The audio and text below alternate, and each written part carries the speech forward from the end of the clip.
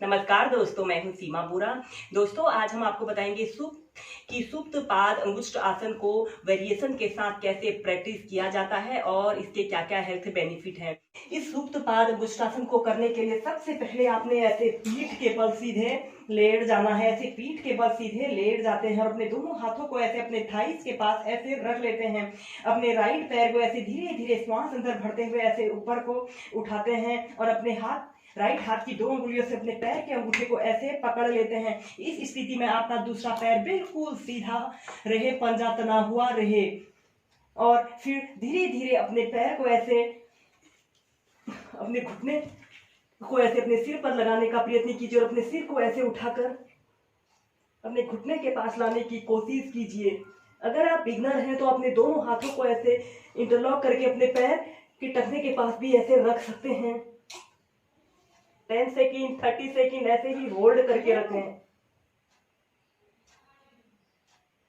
फिर धीरे धीरे ऐसे प्राइमरी स्टेज में आ जाते हैं। अपने हाथ के 2 उंगलियों से अपने पैर के अंगूठों को ऐसे पकड़ते हैं और अपने पैर को ऐसे राइट साइड ऐसे ले जाते हैं और अपने पैर को ऐसे जमीन पर स्पर्श कराते हैं। इसी स्थिति में आपका दूसरा पैर बिल्कुल सीधा रहे और अपोजिट साइड आपने देखना है। दोस्तों, यह अभ्यास कमर दर्द, पीठ दर्द, सर्वाइकल पेन के लिए एक बेस्ट एक्सरसाइज होती है। फिर सेंटर में आते हैं और फिर इसी अभ्यास को आप लेफ्ट साइड जाकर भी प्रैक्टिस कीजिए। ऐसे अपने पैर को जमीन पर स्पर्श कराइए और अपोजिट साइड देखिए। सेंटर में आते हैं, फिर धीरे धीरे नीचे अपने लेफ्ट पैर को ऐसे ऊपर को उठाते हैं। अपने हाथ की 2 उंगलियों से अपने पैर के अंगूठे को ऐसे पकड़ लेते हैं और अपने हाथ को एक अपने थाइस के पास ऐसे रख लेते हैं और फिर धीरे धीरे ऐसे अपने घुटने को ऐसे नाक पर लगाने का प्रयत्न कीजिए। अपने दोनों हाथों को ऐसे इंटरलॉक करके अपने टखने के पास ऐसे रख लेते हैं।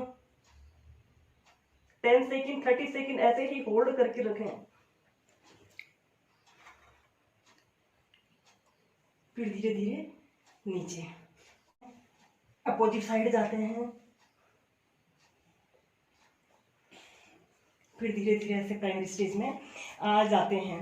दोस्तों, इस सुप्त पाद अंगुष्ठ आसन की नेक्स्ट वेरिएशन को करने के लिए अब आपने अपने दोनों पैरों को ऐसे धीरे धीरे ऐसे ऊपर को उठाते हैं। अपने दोनों हाथों की 2 उंगलियों से अपने पैर के अंगूठों को ऐसे पकड़ लेते हैं और फिर धीरे धीरे अपने घुटनों को ऐसे पीछे ले जाते हुए अपने घुटनों को ऐसे अपने सिर पर लगाने का प्रयत्न कीजिए और अपने सिर को भी ऐसे पीछे से ऊपर को उठा लीजिए।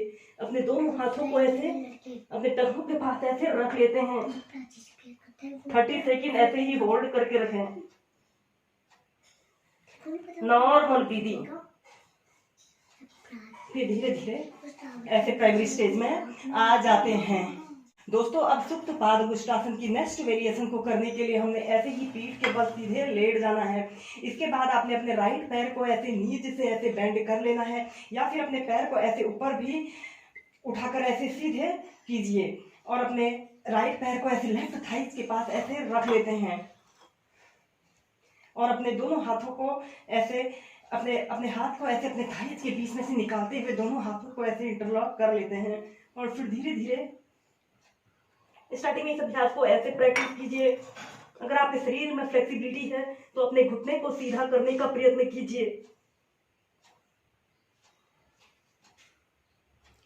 फिर धीरे धीरे ऐसे आ जाते हैं। फिर धीरे धीरे ऐसे आ जाते हैं। इसके बाद आपने अपने राइट पैर को ऐसे नीचे से ऐसे बेंड कर लेना है या फिर अपने पैर को ऐसे भी रख सकते हैं। ऐसे नीचे से ऐसे बेंड करते हुए अपने लेफ्ट पैर को ऐसे अपने राइट थाइस के पास ऐसे रख लेना है। इसके बाद आपने अपने पैर को ऐसे ऊपर को उठाते हैं और अपने हाथ को ऐसे लेफ्ट हाथ को अपने थाइस के बीच में से ऐसे निकालते हुए अपने दोनों हाथों को ऐसे इंटरलॉक कर लेते हैं और फिर धीरे धीरे अपने घुटने को ऐसे अपने नाक पर लगाने का प्रयत्न कीजिए। फिर तो राइट साइड से 4 से 5 बार प्रैक्टिस कीजिए। दोस्तों, जो लोग योग में बिगनर हैं और कठिन योगाभ्यास नहीं कर सकते हैं, उनके लिए यह सुप्त पाद अंगुष्ठासन स्ट्रेचिंग की एक बेस्ट अभ्यास होता है। इसे करने से हमारे संपूर्ण शरीर की फिटनेस होती है। दोस्तों, यह अभ्यास हमारे लोअर बैक, हमारे पैर, एड़ियां, हमारे हैमस्ट्रिंग और क्वाड्रिसेप्स को मजबूती प्रदान करता है।